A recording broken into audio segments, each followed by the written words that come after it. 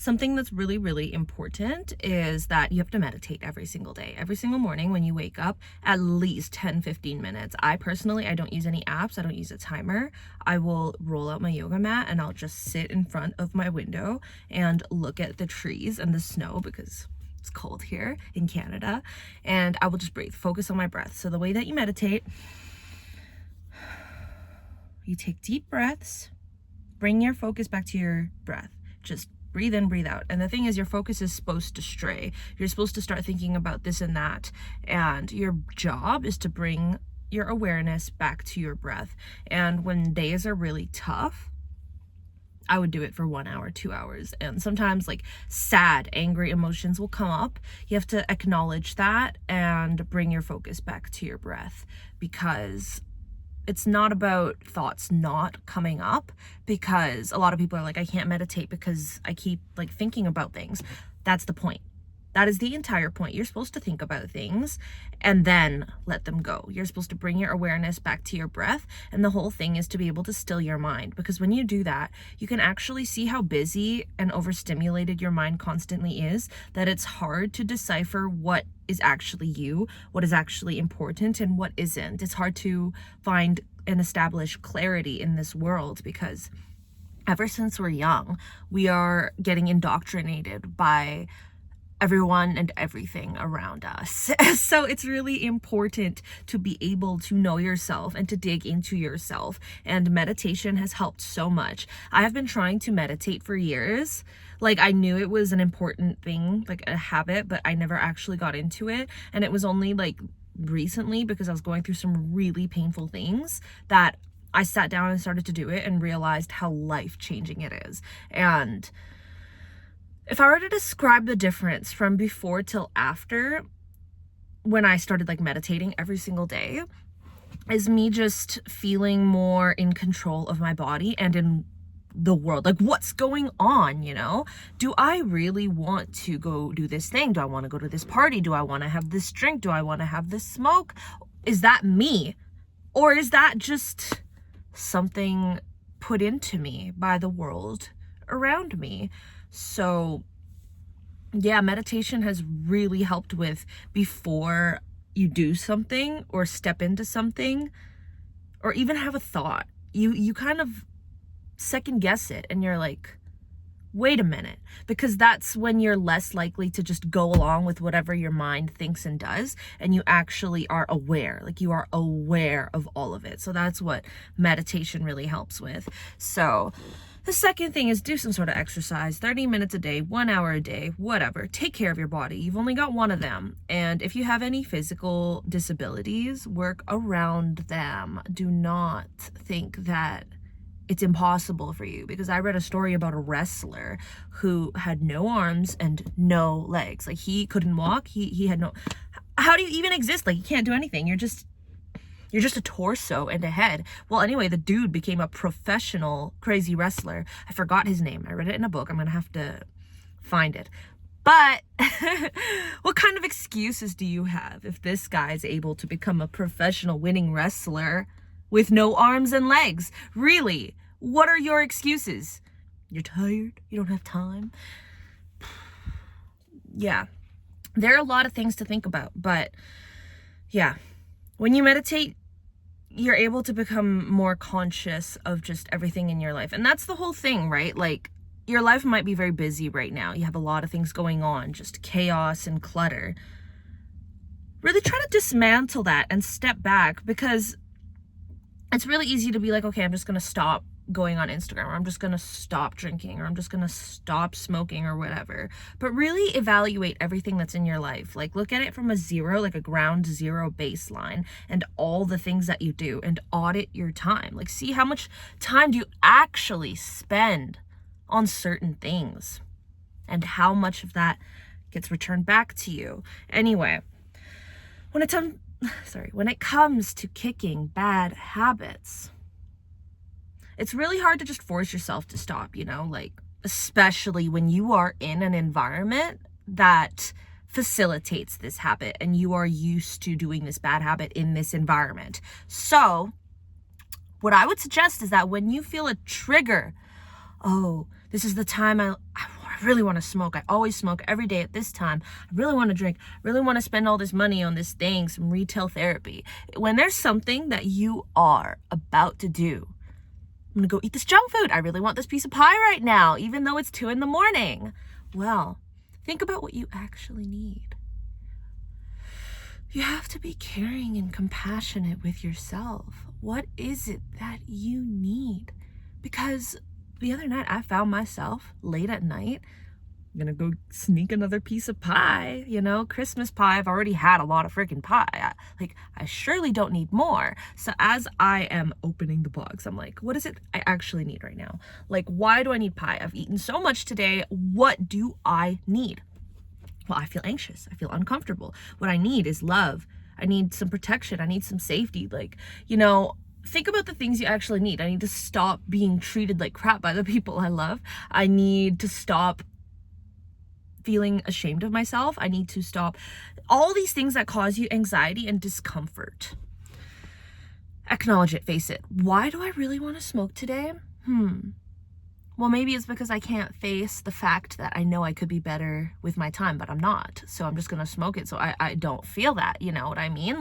It's really natural when you have these bad habits that when you're not doing, even when you are just overindulging in good habits, if you are not wanting to face your demons, so you go to the gym 3 times a day and then you work, but you actually don't meditate and you don't think and you don't sit down and get to know yourself, it's when you get that little extra bit of free time, you're gonna have that creeping anxiety, those bad feelings creeping back in. And even if you're making money, if you're successful, if you're fit, if you're, whatever, if you have all these vanity metrics of success that you've aimed for, but you still have these just things creeping up, this anxiety, these bad emotions, and then you end up succumbing to scrolling on your phone or whatever bad habit it is. When you end up succumbing to that because of these bad emotions, it's these habits and these emotions will always have that power over you. It will always govern you. So my recommendation when you're trying to kick a bad habit is to really identify what you're trying to soothe. Scrolling on TikTok or on Instagram, overly consuming other people's content, that is a symptom of a problem. That's a bad habit, but it is not the problem. It is a symptom of the problem. What are you trying to soothe? You feel insecure. You feel like you've done nothing with your life. You're jealous of that person that you're watching. Whatever it is, face it. Look it in the face and be like, yeah, you know what? I've always felt like I could do better, but I'm just not. Admit it. What's so hard about it?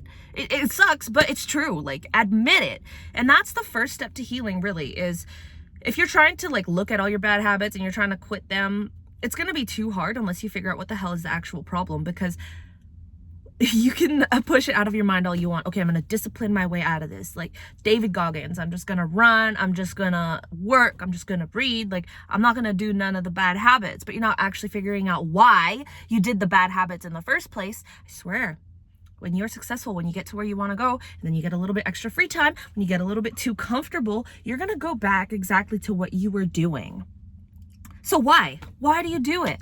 What are those emotions that have been following you since you were a child, your entire life, And do not be afraid to face this crap. Everything that has ever happened to you stays with you until you look at it in the face and process it, Because a lot of the time, if something hurts us, think about your first breakup that made you feel devastated. It's just okay, I'm gonna go grind. I'm gonna go get that money. I'm gonna go to the gym. But I'm not gonna actually sit down and grieve. I'm not gonna think about it. I don't wanna think about it. No, I'm it's his loss. It's her loss. I'm looking hot. You're allowed to be sad. You're allowed to be angry. You're allowed to be I really loved someone and they let me down and I feel heartbroken. You are allowed to have these emotions, because if you don't and you push them off and you're no, I'm not sad. I'm a baddie. I'ma just get it. I swear to God, that sadness stays in the back of your head. And then in the future, when you're in a situation that triggers the same similar emotions of the emotions that you pushed away years and years ago, if, for example, somebody's doing something to hurt you and it reminds you of how you felt 7 years ago or something like that, you will sabotage it in some way. Like, you will not want to face that emotion that you ran away from so long ago, that you will sabotage it. Whether that's by making a mistake, or living through projection, like calling out issues in the other person when the real issue is like in here, So whatever kind of sabotage, like, you'll sabotage it. So I really think it's our moral duty to look at ourselves, gain that awareness. What am I actually feeling? Like, instead of walking around blaming the world, blaming my partner for my own insecurities and being like overly jealous or whatever the hell, making somebody else's life miserable, making somebody else pay for my lack of self-awareness. Like, think about all the times you go to work and your boss is having a bad day and he takes it out on you. Like, where is the self-awareness? I think that as a stand-up member of humanity and society, you need to look at yourself in the face and be like, what am I feeling? Okay, I am angry, I am sad, I am jealous because I got cheated on 6 years ago, like whatever. And it triggers the same pain that I felt when I was 13. It triggers that same pain that I felt when I was 15, and he replaced me in a week. And that's how I feel right now when I see like my current boyfriend, like another girl's Instagram picture or whatever the hell. Like, first of all, you shouldn't be dating a guy who's doing that sort of shit. But anyway, sorry, I don't even know. I'm just saying, like, you're gonna end up blaming every single other person, because at the end of the day, like, if the person I'm dating likes another girl's picture, first of all, I'm with the wrong guy. Instead of getting mad and being like, you can't do that, change who you are, unfollow that person, I don't trust you, like, you're completely like throwing these issues onto another person. Like, you are completely trying to control somebody else because you can't control your own emotions. You don't want to face your own emotions, so you make somebody else change to accommodate for your own avoidance. And I'm not saying what he did was okay. Like, really, in the first place, he shouldn't have gotten with that person. Here's the thing, like, you might have gotten with that person because you were scared of feeling lonely, scared of feeling alone, or whatever the hell it was. Think about it. Like, everything in your life, maybe you keep getting with toxic people. That's another bad habit. What are you trying to soothe? Like, what is the deeper issue in you that brings you here? Stop blaming other people for your crap. Like, what is the issue in you that brought you here? And you know what? Sometimes it's true. You inherit things from your family. Of course you do. Like, when you're a kid and you're 5 years old and you feel like incredibly anxious and you have horrible beliefs about your body and money, that came from your parents. You don't develop that at 5 years old. Like, so many things, yes, they come from your parents, they come from your environment, but then it's in you. So it's your job as an adult to look at your life and be like, take accountability. And when I say accountability, I mean ownership. Take ownership of your life. Okay? Like, audit your time. Look at all the things you're doing. And the bad habits. Think about what you're trying to soothe there. Don't do too much at once. Don't try to throw things onto your plate before you take some things off. You got to take off those bad habits, and you got to figure out where they're even coming from, because they're going to plague you for the rest of your life until you figure out where they're even coming from in the first place, okay? Like, a bad habit for me is that I'm in Canada, right? So weed is legal here, and you can get vapes, you can get drinks, you can get whatever the hell. It doesn't have to be alcohol. It's just some weed, some Mary Jane. And when I was 17, I started using it because my whole life felt insecure and I hated myself. And I didn't feel successful. I didn't feel attractive. Like, I felt fat, like everything, my whole life. And I just thought that was normal. I didn't realize how unhealthy it was to have all those beliefs. So anyway, I started smoking weed, and that took away a lot of my life. Like, it honestly did. And at first I felt better.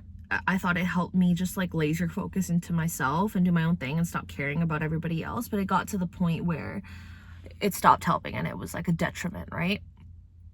But then it's like, it was a little bit too late for me. I had such a hard time. And I'm still having a hard time just to quit, just to stop and never do it. Of course, sometimes you gotta just do less. Like, do less and less and less until you do zero. When you have a bad habit that's it's really like in your system, you know, it's really intertwined into your nervous system. You really have to take it slowly sometimes, but what I had to realize is, what is the soothing? And every single day, it's not just a one-time realization. Every single day when I get that, like, maybe I should just go to the store, maybe I should just go spark one up, like maybe I should just, when I have that trigger, when I have that urge, even with the junk food, even with whatever, scrolling online, what am I trying to soothe? Like, what discomfort am I feeling and why? And then I started thinking, and then that's when it's like, okay, I don't like the country I live in, I don't like what I've done with my life, I think I could have done better, whatever. Don't get me wrong, I am personally like quite proud of where I've taken my life in my 23 years, and you know, paintings and just journeys and lessons and trying to build my own path. And I have always been so ambitious, and it has broken me. It has kept me in such a heartbroken state that, like, I know I could do better, but I kept succumbing to bad things, bad habits. If it wasn't weed, if it wasn't scrolling online or whatever, it would be getting into a toxic relationship, because I haven't been in many relationships, but the last one I had that was very serious, it was just toxic, and the people that I was meeting were all toxic, and I'm like, because I would be so ready, like laser focused to go in, like get rid of the bad habits, become my highest self and do all this and that. And then I fall in love with a guy and I think he's great. And then the drama starts seeping into my head. I can't be myself as much because this person is causing drama in my life. You know what I mean? And that's another thing where it's like, how come I'm always finding ways to sabotage where I need to go? Like, I know where I need to go, but like, I'm constantly getting derailed here, there. Like, why? Where does that come from? What am I trying to soothe? And you really just have to face and acknowledge all of the painful things you've never wanted to face and acknowledge. And think about specific moments in your life, specific like incidents of younger you where you felt a certain specific way. Like, and how that affects you till this day, and how you might still feel that way in certain areas. Like, for example, your first breakup. You know what? This is deeply personal, but maybe I'll share mine. Like, the first relationship I ever had and my first breakup, it was really, really, really devastating because I put my faith into somebody else, and then he had a new girlfriend 7 days after leaving me. Like, he pretty much cheated on me with this girl, and then 7 days later they were in a relationship, like publicly, and everyone in my town, like, they pretty much looked at me like I was, I don't know, they didn't look at me with any sort of empathy or anything. It was just more like, wow, like, yeah, she fumbled that guy. Like, oh, she's just left behind. Like, she's used, she's dirt. Like, that's literally what I felt like. And I felt so replaced. And the girl that he chose was like a little bit older than me, skinnier than me, prettier than me. That's what I thought at the time. And she was a wonderful girl. Like, she's still one of my friends till this day. But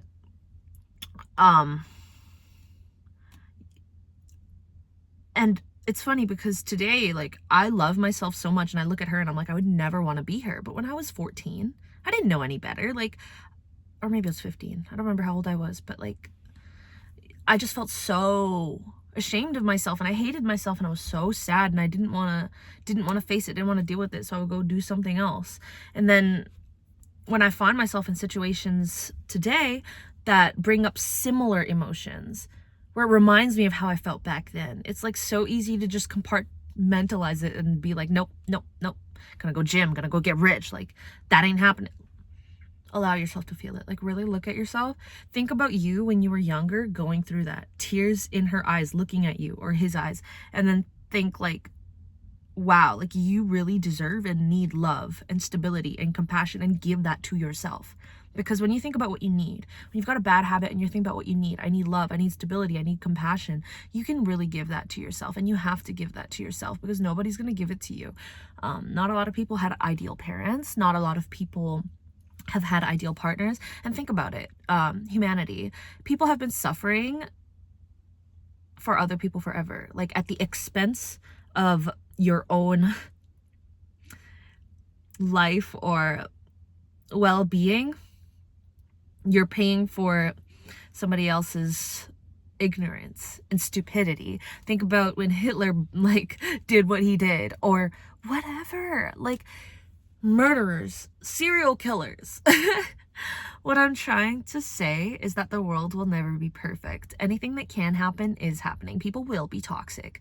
And when you're like, wow, that guy did me so dirty, like he's so toxic, he's so horrible, like there are serial killers out there. Somebody could kidnap you and freaking murder you and they won't care. Like there is evil, horrible, like energy in this world. It exists. So what I am trying to tell you is that stay out of it. Like, do not look for love from the wrong people, because there will always be the wrong people. Do not stay in a toxic relationship. Like, if this person has proved that they're not going to get better, don't stay there, because like I said, yeah, sure, somebody could feel bad for treating you bad, but like a lot of people don't. Like, I'm telling you, a lot of people don't. There's a lot of evil things going on in this world, and it has been a fact since the beginning of time that humans will suffer because of other humans, unwillingness to be a good person, to think, to have any level of self-awareness at all. And it is just, yeah, it's not good. So be that person for yourself. Take care of yourself and heal your inner child. That's the only way you're really going to be able to kick these bad habits for good, because you can try and quit smoking, quit drinking, quit whatever all you want, quit scrolling, but it will regain its control over you. Like, it's just asleep. Like, the power it has over you, sure, it can take a little nap in your head and your body, but it will wake back up and govern you, keep governing you. So figure out the root and heal it so that you can, for the rest of your life, actually not feel like these habits have that control over you. Not like, no, I can't look at TikTok or else I'll be on there for hours. Like, really, once you heal the root, you're not going to be triggered by all these little things. And nothing in this life should have power and control over you. Okay? Like, this is something that I've had to learn lately, because so many people live through projection, like I mentioned earlier, and feel triggered by certain things. And I've been there. Shoot, like, you could get triggered by, like I said, your partner liking someone else's Instagram post. Maybe your partner's following a girl, following a guy that you don't like. Or what are things that make you feel triggered? You know what I mean? Like, if you're at the gym and you see your crush talking to someone else, or you see something online that makes you feel insecure, see a picture of another person and you feel inside of you just like, like, I don't know, something that really makes you feel triggered.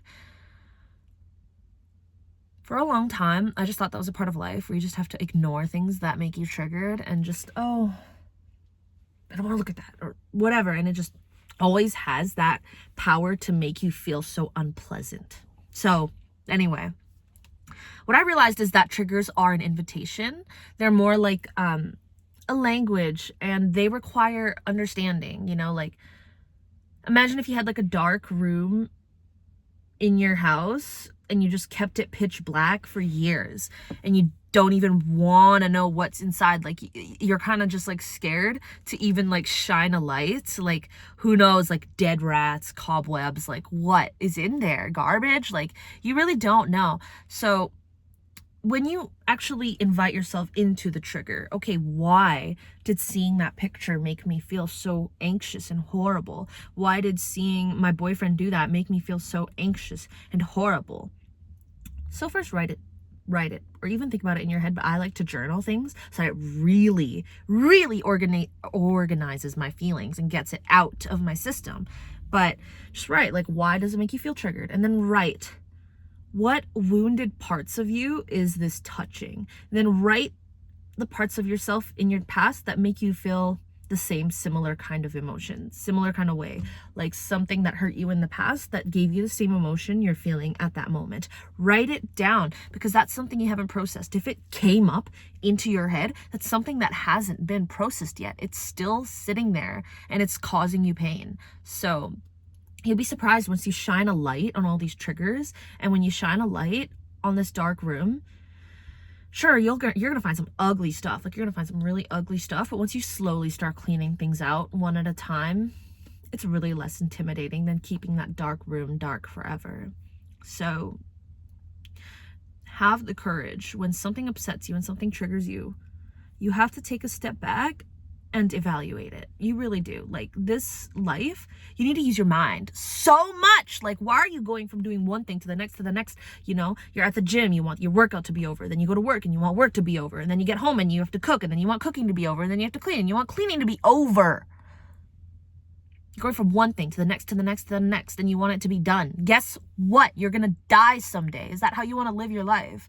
You have to live in the moment. Take it slow. Like I said, meditate. It'll help you be more aware of your presence, like just where you are, what you're doing, and your clarity. And well, I'm getting a lot of things off my chest anyway. Yeah.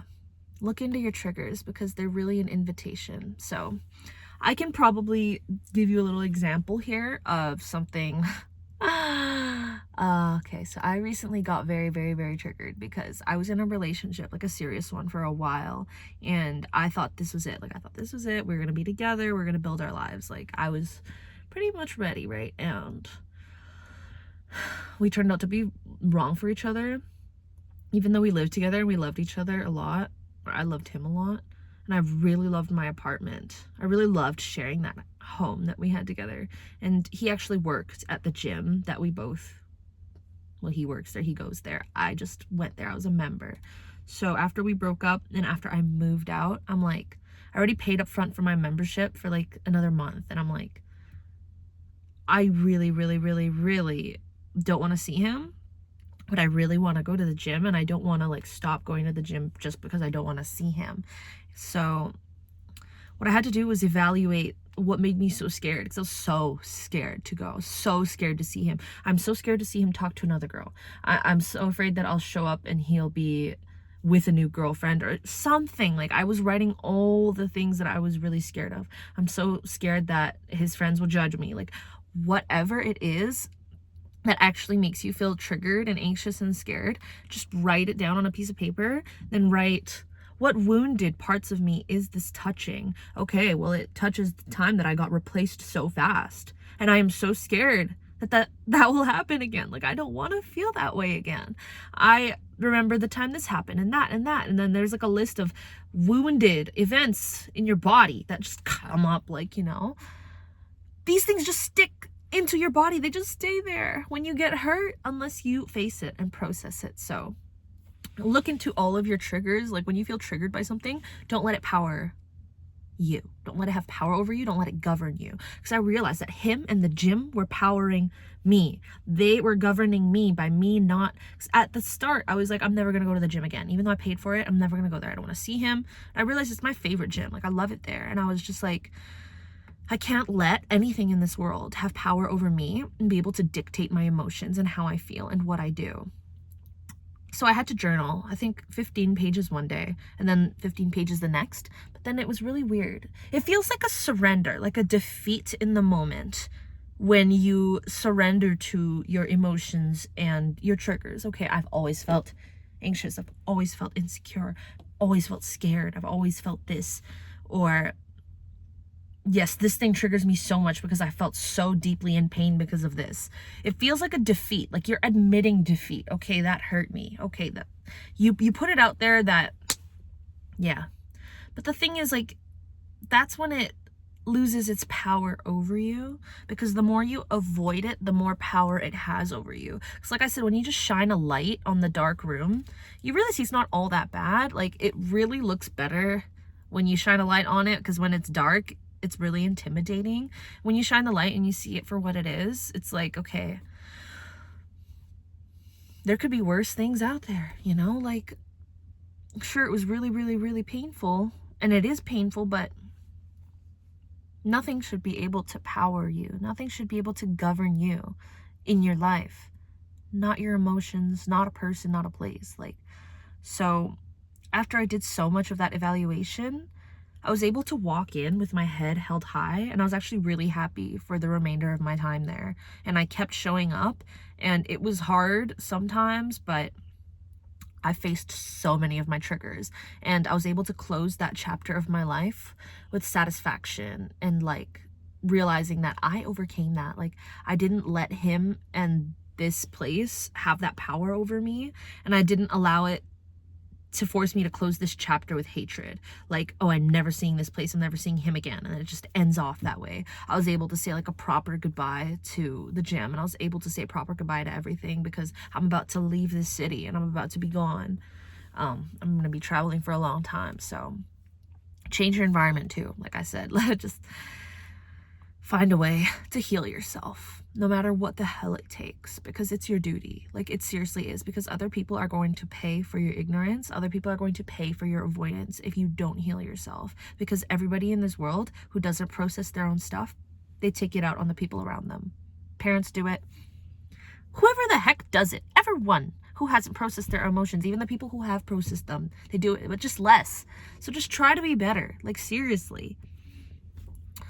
Don't make other people pay for your own stupidity. Like, straight up. You have a brain, so use it. Heal yourself and figure out the roots of what's going on here. Get to know yourself. Dig deep into yourself. Don't be interested in, like, content, other people, whatever, before you're interested in yourself. Really, you're stuck with yourself. You have to sit down and you have to get to know yourself like you're the most interesting person ever, and you have to love yourself like you are your number one partner. You got to heal your inner child, and you gotta love yourself, because you're doing the whole world a disservice by not taking care of yourself. So heal yourself, lock in, figure out what's important to you. You got to heal your habits. Dig deep into yourself. Heal your triggers. Anyway, my name is Stacy. Thank you for joining. Please subscribe.